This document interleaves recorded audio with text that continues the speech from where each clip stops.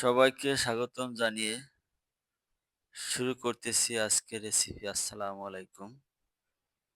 তালের বড়া, আপনারা তালের পিঠাও বলতে পারেন। আমরা ১ম এই তালগুলোকে ভালো করে ঘষে তাল বের করে নিচ্ছি তালের আঁটি থেকে। বের করে নিতেছি। দেখুন অনেকগুলো হয়েছে।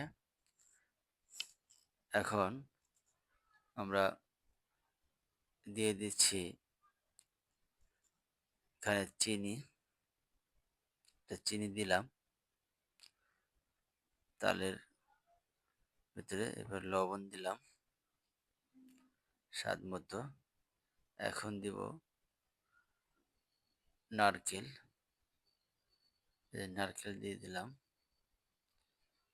এখন নারকেল দেওয়া শেষ। এবার দিলাম তিল। তিল ভেজে রেখেছিলাম। এবার দিলাম চালের গুঁড়ো।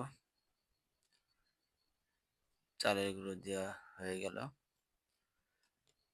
এবারে এটাকে ভালো করে মিক্স করব। সুন্দর করে পরিপূর্ণভাবে এটাকে মিক্সড করে নিব। মিক্স করে নেওয়া হয়ে গেছে। দেখা যাচ্ছে তিলগুলো কত সুন্দর দেখা যাচ্ছে দেখুন। তিল দিলে এই তালের বড়াটার স্বাদ দ্বিগুণ বেড়ে যাবে। এটা খেতে খুবই চমৎকার, খুবই টেস্ট। এবার তেল ভিতরে আমি এই তালগুলো যে মিক্স করে রেখেছিলাম, তাল, চিনি, চাল, তারপরে চালের গুঁড়া, তিল, এগুলো দিয়ে যে রেডি করছিলাম সেগুলো এখন আমার ভাজা শেষ। দেখুন এই যে একটা বার নামিয়ে ফেললাম। এবার আমি একটি আপনাদেরকে ভেঙে দেখাবো কেমন দেখা যাচ্ছে। দেখুন চমৎকার হয়েছে, কালার সুন্দর। এবার আমি ভেঙে দেখাচ্ছি একটা কেমন দেখছেন। দেখুন অনেক সুন্দর। যদিও আমার ছেলে এটাকে ভাঙতেছে, এখন সে খাচ্ছেও, লাফাচ্ছে, খাচ্ছে আর লাফাচ্ছে।